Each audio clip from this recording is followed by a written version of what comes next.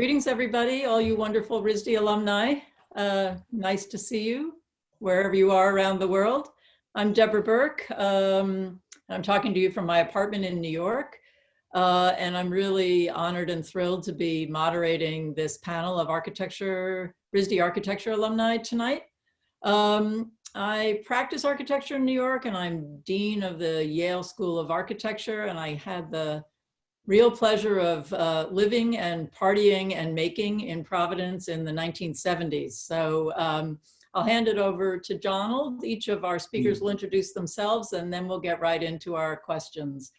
Before Donald starts, let me just say, after I've had the pleasure of asking our panelists questions, we will be opening it to questions. And if you could use the Q&A tab on the Zoom screen to get your questions out there to us, they will be moderated and asked to the panelists. So feel free to use that, and you can use that while we're talking, and the questions will line up. So thanks very much. And again, welcome. And Donald, your turn.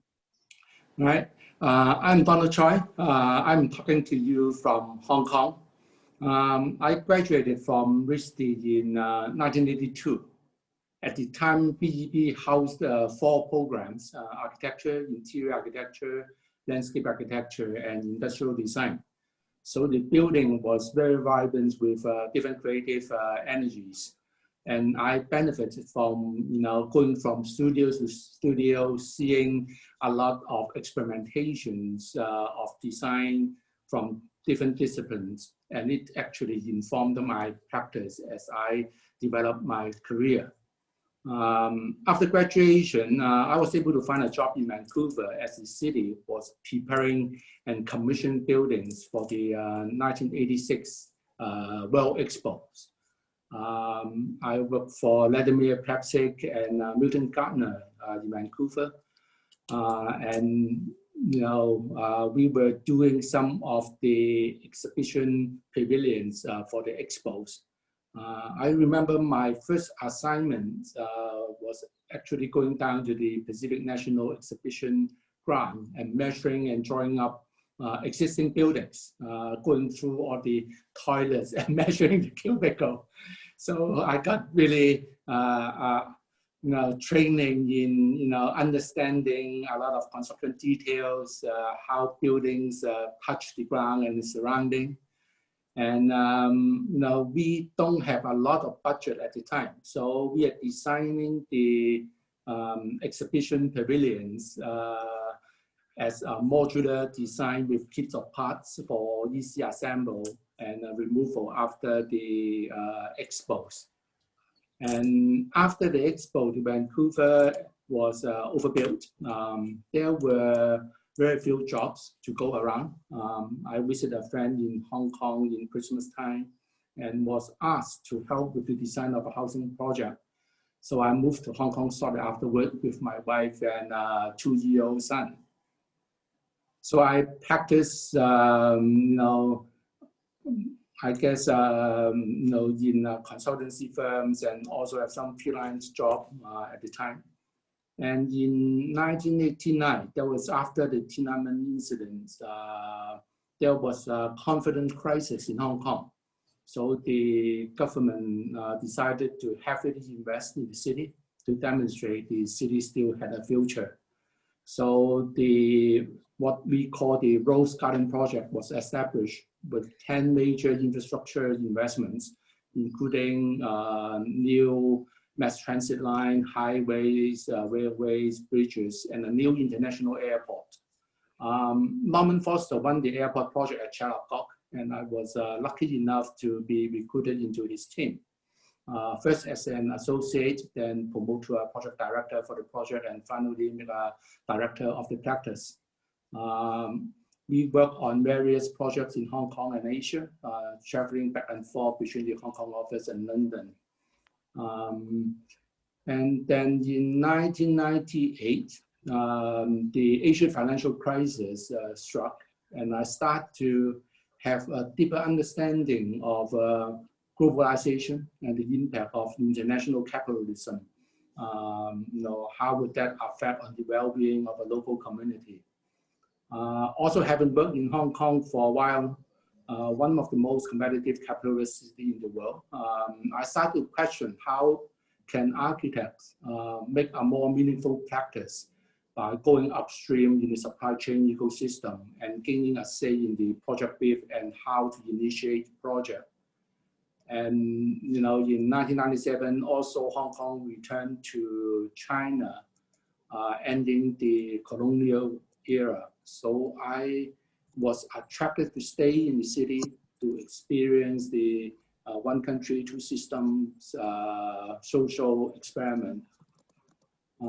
So in 2000, I closed down the Foster office in Hong Kong and started a new career by looking for a local developer, doing mostly commercial and residential projects, but also trying to embrace art, promote culture, and empower good urban design and heritage preservation whenever possible.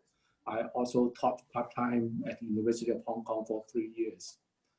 And recently in 2018, I was given an opportunity to work for my present company, Chinacam.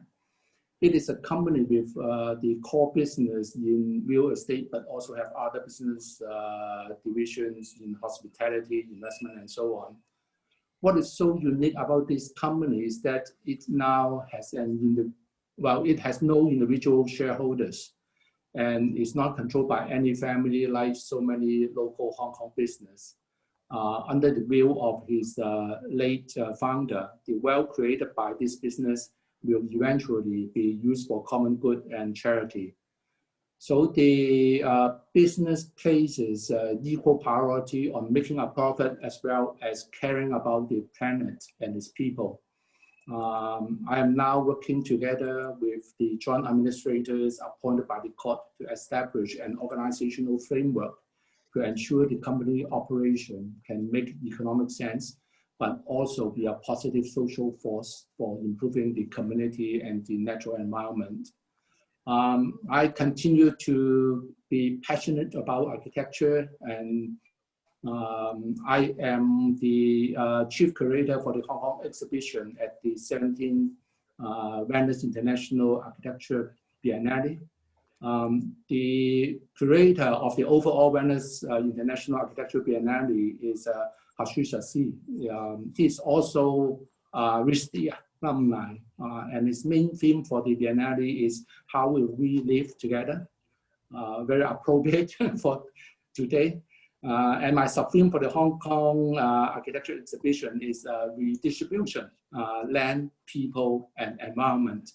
And the exhibition was supposed to take place this past May, but now has been postponed to May 2021 because of the COVID-19. So if the event is able to proceed next year, I hope to see all of you there. So thank you. Thank you very much, Donald. Hana, if you'd like to tell us briefly about yourself, that'd be great. Thanks, Deborah. Thank you, Donald. I'll keep it very brief and we can get into more in the conversation. I'm a principal at KPF. I graduated RISD architecture in '95. A lot of my thinking I owe back to ideas that started at RISD, and I can trace them very clearly. So I owe RISD a lot. And I think that my work really is everywhere in the world, in various cities and various typologies. And what I focus on most thematically across various typologies of work, whether it be an academic building, commercial building, hospitality, or residential, is really this kind of circular notion of our impact on the built environment and the impact of the built environment on us in terms of experiential qualities of space and architecture as well. So very much a multidisciplinary approach to work, which also started at RISD. And yeah, I'm thrilled to be here. I'm going to pass it on to Allan so he can introduce himself as well. Thank you. Thank you. I come from Connecticut, and I attended RISD in the 1970s, graduating in 1978. I Had a blast at RISD. I just loved it. I spent sort of half my time in the wood shop and with Tay Frid, and I spent a lot of time blowing glass and doing photography with interesting photographers, and I loved the architecture program there. In leaving RISD, I did a short apprenticeship that was required by law and opened my own firm fairly early on in my career.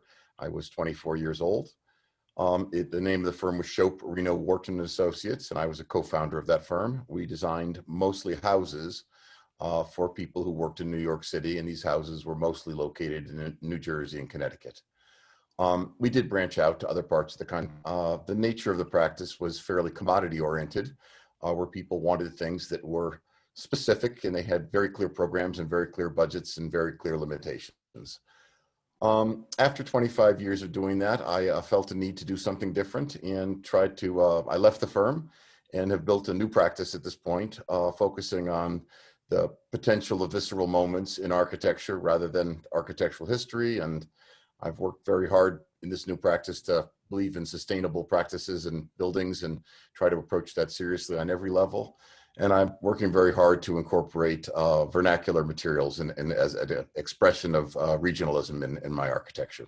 My practice is small. I just have 5 people, and I'm having fun as an architect again and just loving it. And nice to be here tonight with everybody.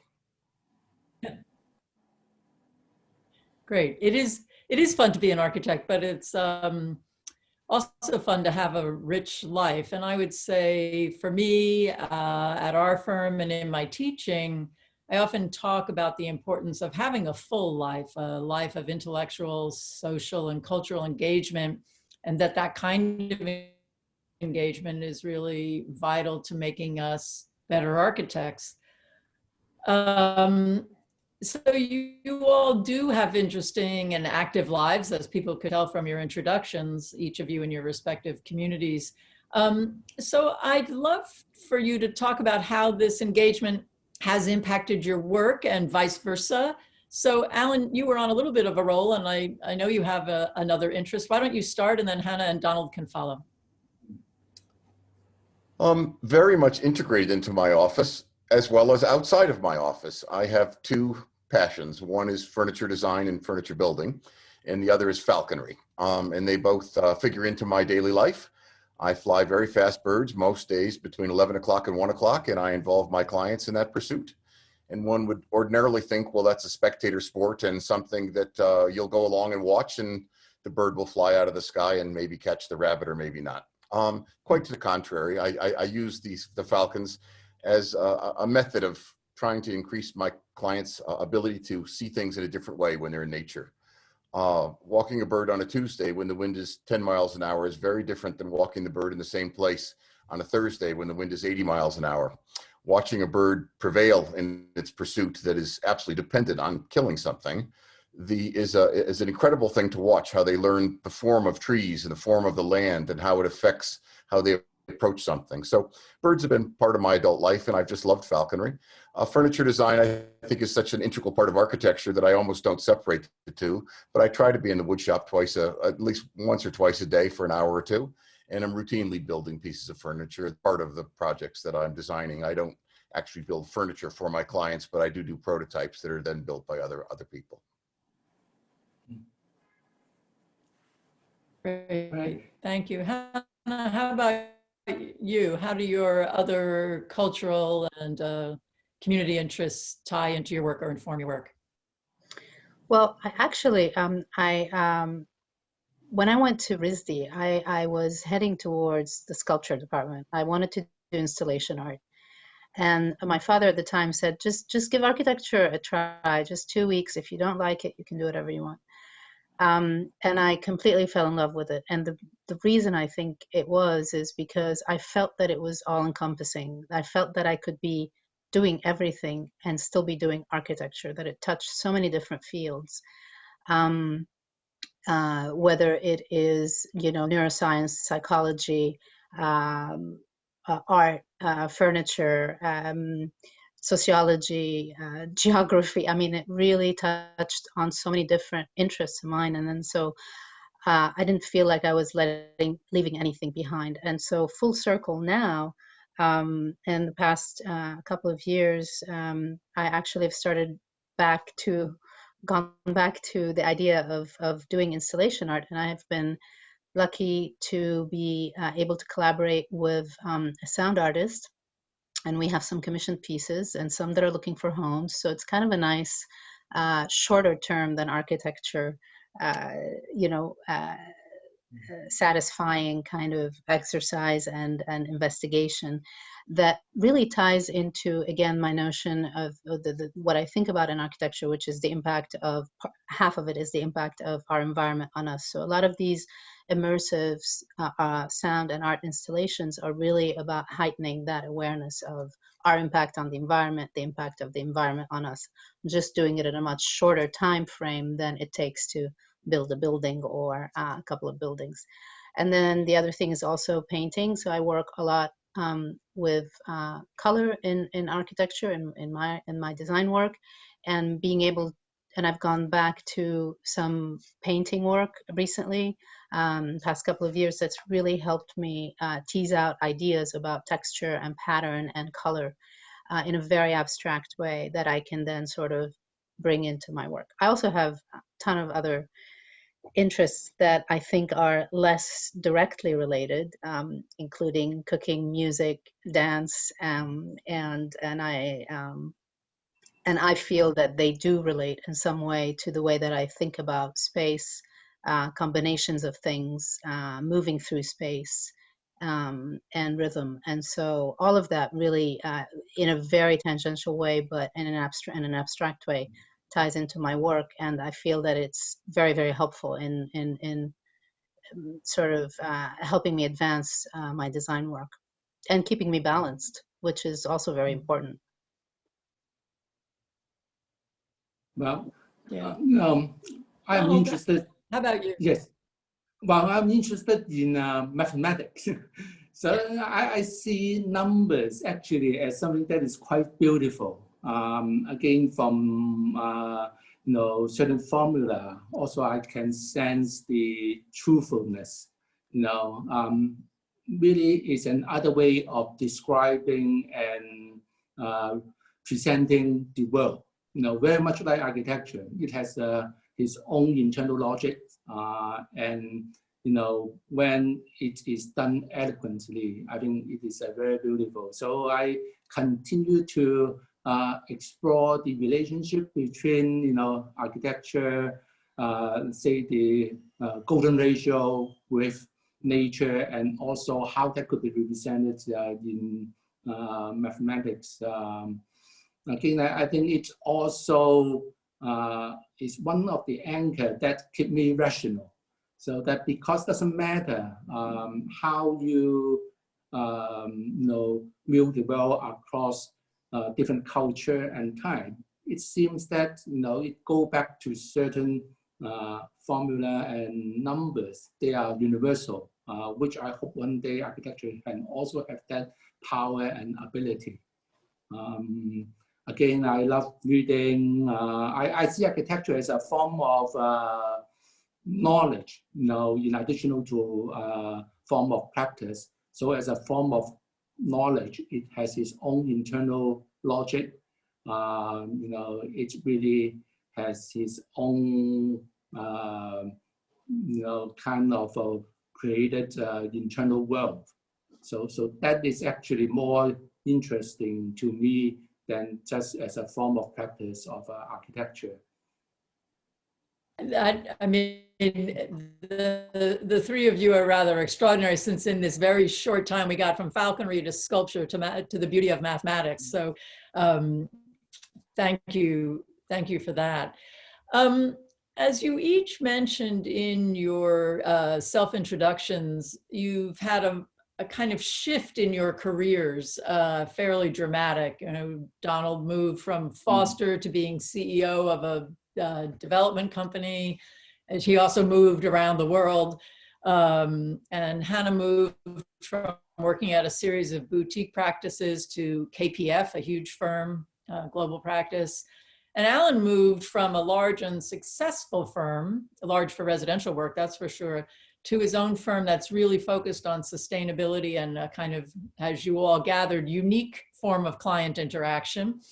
So it would be great, I think, you don't repeat your biographies, but I think if you have advice or lessons learned about shifting careers in a career, you know, architecture not necessarily being this, but being the opportunity to do this, I think that'd be very interesting for people to hear. Hana, why don't you want to start that? Sure. So right after I graduated, I went to Portugal, to work for Alvaro Siza for 2 years, and it was incredible experience working directly with him. The office was tiny, 16 people. And then I came back to New York and worked for Todd Williams and Billy Tsen. Also at that time was only about 16 people. And then I worked for tiny office, even smaller, 5 people at that time with Toshiko Mori. And then I landed at KPF, which were now 700 people. So that was a huge, huge jump in scale. And I mean, in terms of advice, I don't know if I can give advice, but one of the things that was in terms of that kind of jump in scale, but I would say that one of the things that was very interesting and appealing was the multiplicity of voices and thoughts and types of people that one could encounter in a very large office. And maybe the advice I would give is that being able to find your way through it, understand how you sit, what you bring to the table, and what you can offer and contribute in terms of the larger conversation is really important. And if you can, in terms of that shift from smaller to larger, identify those points earlier on so that you can grow in that path and not be afraid to carve your own path through it. In other words, if the environment is not exactly as you would want it to be, you can sort of tailor things to what interests you, and you can grow interest in that field, and so that the back and forth with the larger content of the firm, in this case 700 people, becomes kind of a win-win situation for both sides. It certainly is very different than working in a small firm, where in a small firm we kind of ate lunch together, we had coffee together, we spent weekends together, and we knew everything about everybody's lives. And here at KPF, there are smaller clusters within the larger umbrella of the firm, but you also have more choice to move between clusters.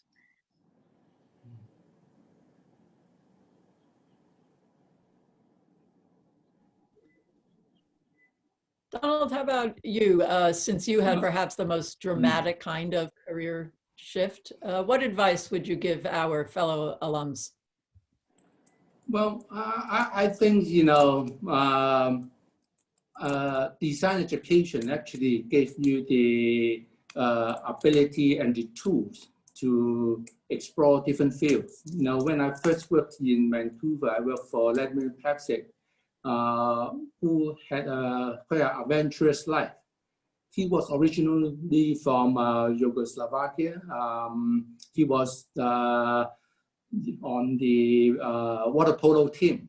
And you know, he told me that, you know, at the height of the Cold War, that was probably in the 50s, he went for a competition overseas, and then he defected. So again, he has nothing, and then he, I think, first worked in eastern part of Canada, Toronto, and then moved to Canada, Vancouver. Started his own practice and make a very successful career. Again, I remember that he used to tell me that, you know, there's nothing more than your will that can enable you to across all disciplines and become a successful person. I think it's not just the practice, but I think what he taught me is it's really having a meaningful life. Go for your ideal and don't stop. And I think for the young graduates, again, able to receive a RISD education has already enabled you to achieve, your initial goal. So, the door has been open for you, and how do you plan to develop your career is up to you, and there's nothing that you can't do.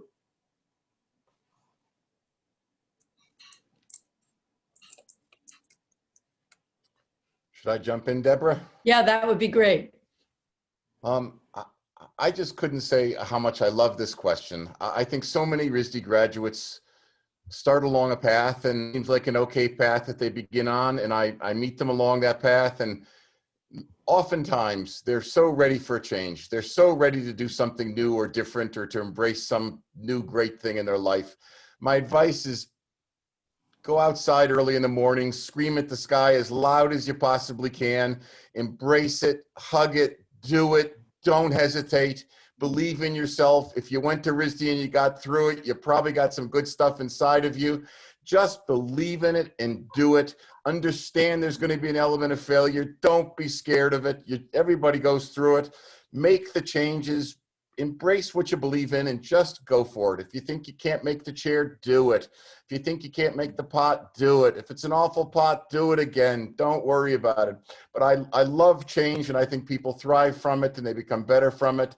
And I think RISD is actually a place which is uniquely well suited to be able to produce students that are capable of making serious changes and therefore becoming very special. Thank you all for your answers. And what I loved about what you just said, Allan, is, if you make a lousy pot, make another one, and then make another one after that. And the same would be true for the photograph or the painting. And buildings go a little more slowly than some of these other things, but you can make another building and learn something from the last one you made as well. But I think that's right. If you have the creative impulse, go for it. All of your answers were fascinating to me, and given how happy this creative talk is, I'm a little reluctant to raise a not so a less than happy question, but it would be naive to not notice that right now the world is beset by multiple crises. And the climate crisis, which perhaps ties in many ways closest to architecture, is increasingly present. It's not a distant event, but a sort of persistent and ever-present reality. So you've all led projects and devoted a lot of your work and your thinking to climate and sustainability. What do you think the role is for architects in this crisis and going forward, and what have you learned from what you've tried to do so far? I'm happy to let whoever among you would like to take that on first. I know it's a tough and broad question. I'm happy to try to grab it. Go for it, Allan. I think the first thing that I advise people on this topic is don't judge yourself as succeeding or failing based on whether or not you saved the world. Forget about being a hero. And ask yourself, what is your potential and the potential of the task that's in front of you? All of us have choices every day, and we can do better or worse at them. So for starters, I would say try to be realistic about the effect that you are going to be able to have on the world. It is extremely unlikely that any individual is going to save the world. Collectively, we might be able to. So I'd start by trying to create realistic expectations. Then I would try to be a good teacher. Man, there's an awful lot of ignorance out there on this topic. A lot of people think a building has a silver rating and therefore it's good. No, there's just an awful lot of ignorance. And so be a good teacher. Take the time. You're not going to make money being a teacher particularly, but take the time and be a good teacher on this topic. Do it at dinner parties. Do it to your kids. Do it to everybody you know. And be a good teacher. And lastly, I would say, be a good steward to the land. Every day, every one of us has some choice we have to make. We're specifying glass. It could be an Ornolux bird glass so the bird doesn't crash into it. We're specifying a heating system. We're doing something with a piece of land. You have an opportunity. Do you plant a grass lawn, or do you plant milkweeds that sustain flies flying through on their migration? We all have choices every day. Embrace the choices and do the best you can, and understand you probably don't have a control over the big picture outcome, but you do have control to make some influence on it. Yeah, I echo Allan's views. I think, none of us alone can, solve the problem, but collectively we can. And it starts with our daily behavior, no more bottled water, when we spend, have a responsible consumption, again, for me at the moment, I am pushing the ESG, the environmental, social and corporate governance compliance within our business operations, so that we can actually, through our daily business, do better and conserve the environment. Again, everybody can make a difference, and it is up to us individually to really build a better future for our future generations.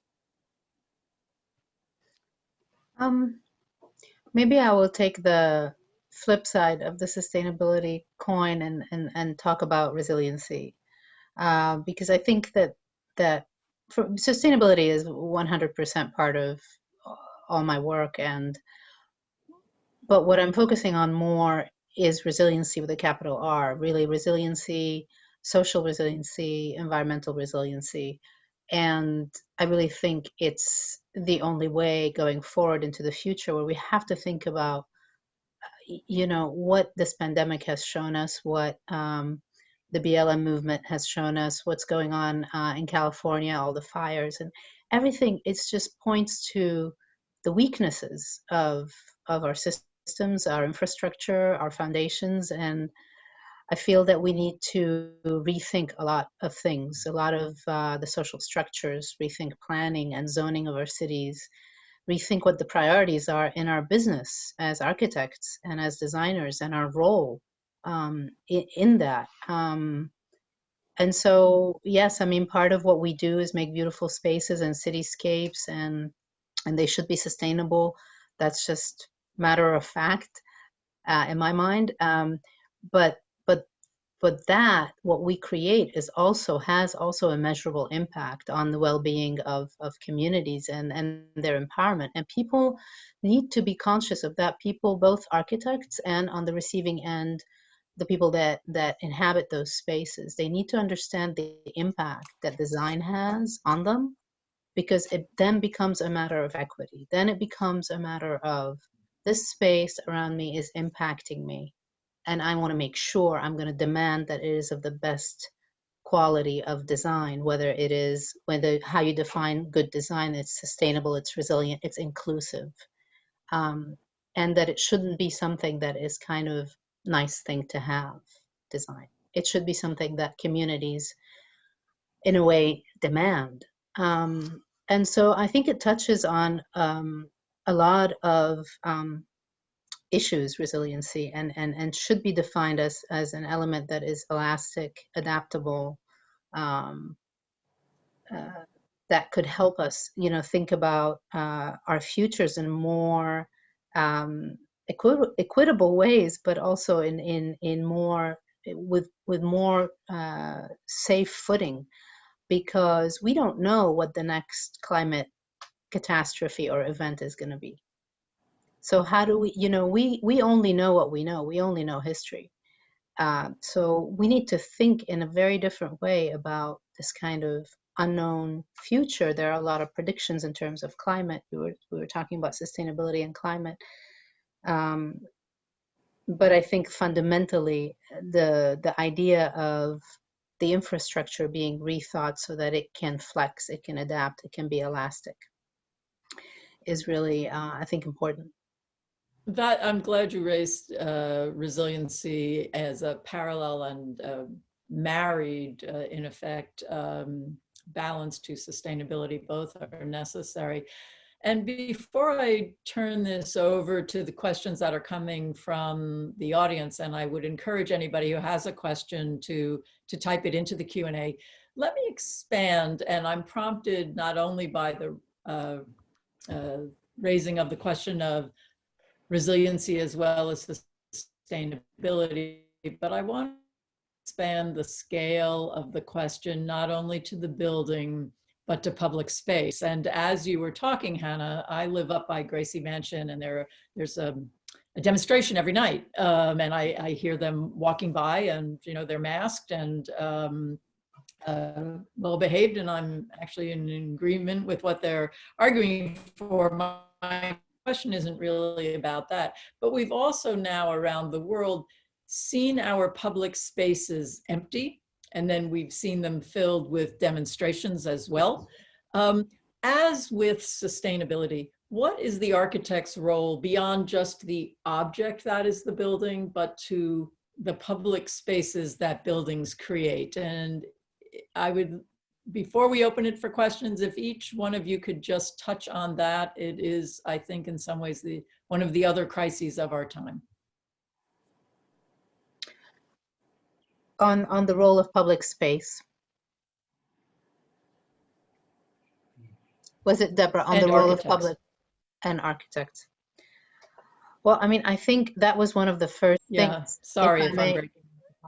No, that's one of the first thoughts that I had when we all went home to work from home in mid-March is, what about the public realm? This is something that we talk about all the time. We talk about the importance of placemaking, the importance of being there in a space and how that impacts you, and what it allows and what it provides as kind of a backdrop for all the social interactions that make our life, at least in, I would speak for New York City, is super interesting. And what draws a lot of people to New York is that kind of dynamic, haphazard interactions with people that you haven't planned to meet on Zoom with, right? You don't know, you run into them and something might come of it or nothing.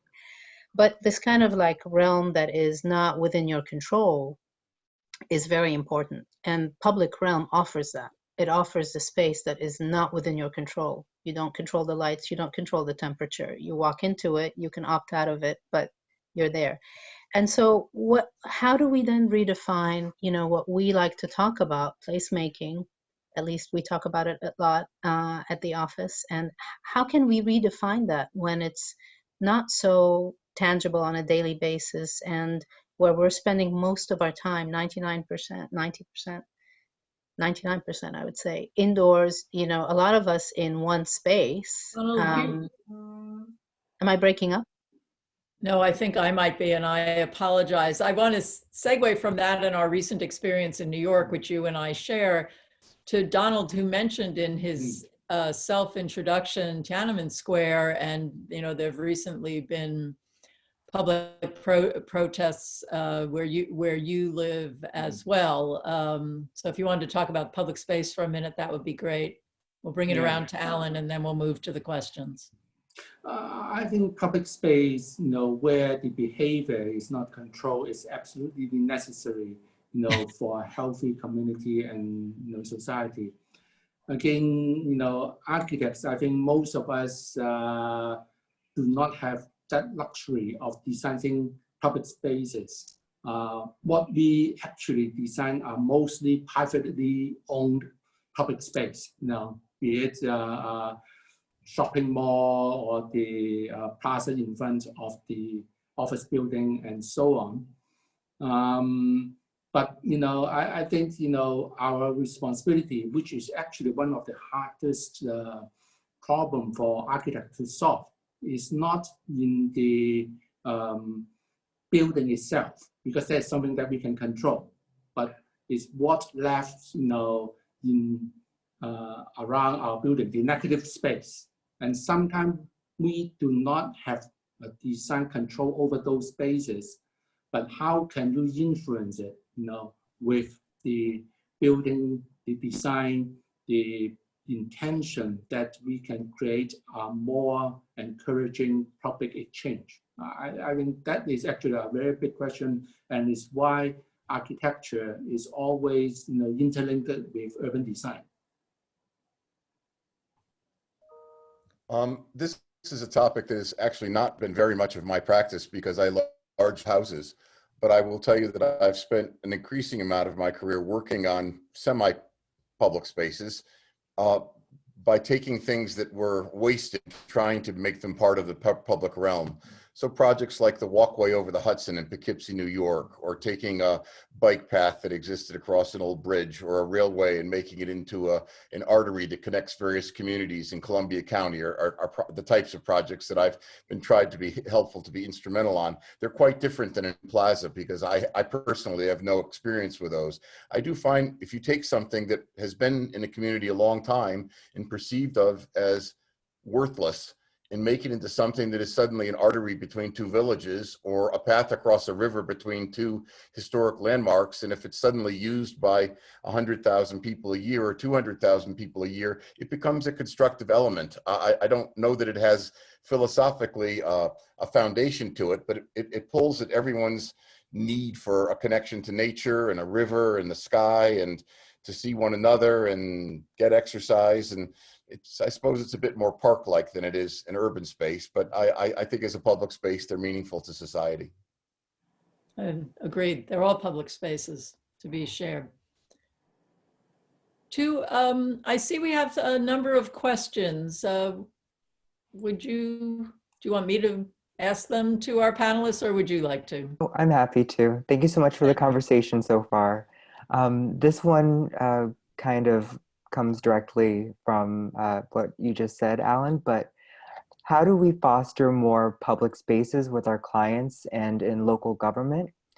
Increasingly, the only spaces left for protest are privately owned and therefore not subject to the same rights. If I could answer that, I don't actually think that that's true entirely, because I don't think increasingly there's fewer and fewer public spaces. I actually see more and more public spaces that are at least available in the area of the country I live in. And I do think that they're available and places that are wonderful for expression of all types of expression, artistic expression, political expression, family expression. So I don't actually agree that they're less and less available, at least in our area. I think that's about treasuring them. I think it's about guarding. I think it's about fostering them. I think it's about trying to be creative. And here's an example where you don't need to necessarily be an architect. I think if you live in a community that has an amenity that is a sort of perceived as worthless, but obviously is special, whether it be an old bridge that's been abandoned across a creek. I mean, whatever it happens to be, this type of thing that 5 families can get together and make a difference in a community on. Here's where, we all sort of are living in a world where we feel helpless in the big bad government and this and that. No, everybody's got to stand up and take their stand. And I think this is a case where individuals need to make a difference.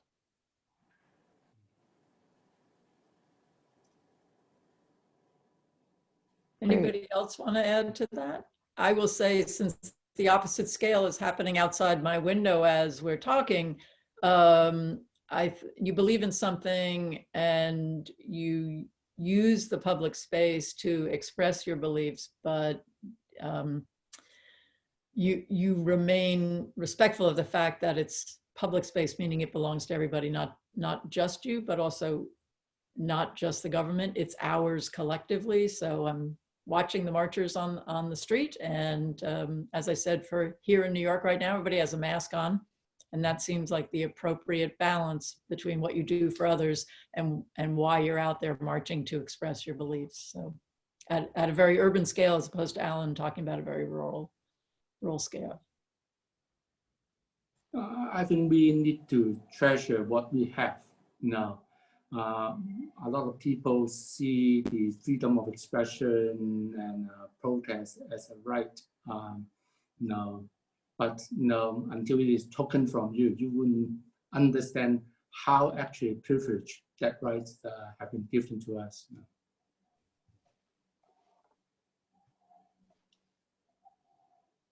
Tu, do you want to ask one of these other questions? Sounds good. We have a couple of questions on career, so I'll combine them. What advice would you give to the young architect starting his or her own firm? And then the other one is, have you taken any risks in your career that has failed?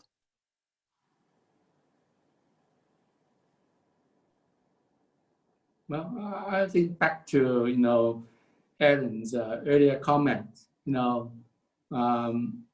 you shouldn't afraid of failure. You need to have a plan, but then, doesn't matter if it is 100% certain or not, go with it, test it out, and then you make, changes, if you face up with a problem.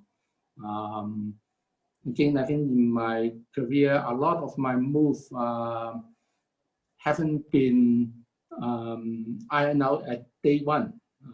I don't know if I will be successful, transferring from, kind of the architectural practice into a commercial world. But I see it as something that, I can always go back to architectural practice very easily. So why not take that chance and try something new? And again, having worked in the commercial world, it's actually different from what I envisioned before. How can you actually create common value through the work, especially as a developer, and actually getting the right consultant team together is much harder than I have expected. I think all architects have failures. I don't think there's any such thing as going through this profession without failures. And I think they fall into different categories. I think failures can fall into a category of, I made a mistake. A mistake can be, I specified the wrong flashing for a roofing and I screwed it up and it failed and I'm sorry, and you apologize to a client and fix it. So that's a type of failure. I think there's other failures that you make in a career that you don't get to apologize for. A decision with a partner, an employee, or what have you, where you don't really get to take it back. You get to regret it, but you don't get to take it back, and you get to learn something. It's part of our profession. And I think it's part of being healthy as a human being to be able to get past a failure and embrace tomorrow and not let that stop you. So I do think if you're thinking about being an architect, I would give you the advice, don't think there's not going to be failures. There is, and you got to learn to deal with them effectively and get past them. I would add, I haven't gone through that path of starting my own firm, but I don't see it differently from, because the first question was about that. I don't see it very differently from what I mentioned earlier in terms of identifying and understanding what you bring to the table. But also I would add to that you want to surround yourself with people that you like to be with, that are going to be part of your firm, and you want to be able to understand what each one of them brings to the table and let them do that. Share your vision with them, but let them bring their 100% to the table, because I feel that more often than not, within teams, I would say, because some of my teams are like the size of entire offices, smaller offices, so I can relate to that. But within the teams that I work with, that's when everybody that's when the projects come out best, is when everybody is fully 100% in, not 101, but 100, and they're really there with you, and they feel like they can contribute to the conversation, and they can be part of it, and they can have ownership of the vision that you may have started, but it becomes theirs. So being able to communicate that and give space for people to bring their part to it and contribute to it is really, really important, I think, in terms of the success of teams, and therefore also the success of firms if you're starting one. And then also listening. I think listening is really, really fundamental. So listening to a client, listening to teammates and consultants, and being able to absorb clearly what they're saying and interpret it. interpret it in a way that is yours, because that's what's going to make you valuable to the people around you. Yeah, that would be my advice in terms of starting on a path. The second question about risks that we regret or mistakes we've made. Is that what it was? Risks that have led you to a failure. I mean, I think a failure is always can always have a good side to it, because you learn from it, right? I think I find that younger people now, this generation, are really failure averse, and they're I don't want to generalize too much, but I find that it's and it's probably different at RISD or slightly different at RISD. But I think, going back to what Allan was talking about don't be afraid to make something ugly. I mean, when I worked with for Alvaro Siza, he used to always kind of cherish the ugly phase of a project. Like, every project needed to start by being ugly, and then it got to where it gets to. But you have to just allow it that. And so same as with projects, but it would be the same kind of approach with any path you take. There is the risk of so-called failure. There is an ugly part to it, but you learn from that. You learn from the not so perfect aspects of what you go through, and you build on it. If I could offer a couple just practical things on the first question also of starting a new firm, I'd offer 2 or 3 things. Try not to get pigeonholed.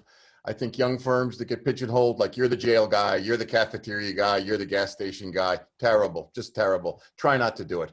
Diversity. Build a firm with diversity as best you can, where you're addressing a lot of different topics thoroughly. Next, don't compete financially. Just don't do it. Don't try to figure out what everybody's charging. Don't try to charge the right amount. Charge an amount of money that is the fair price, the right price for what you're planning to do. I see architects all the time lamenting how poor they are and how underpaid they are. They did it to themselves. Charge the right amount of money. If you can't get that, don't take the job. So diversify.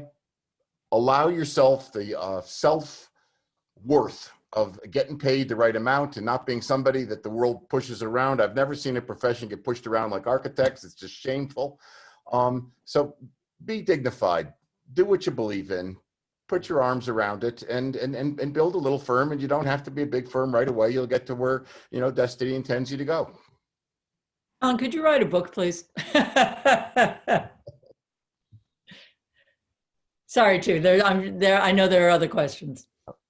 Sure. So the next one is, do you think the architecture profession needs to change in order to have greater impact on our human future? If so, how?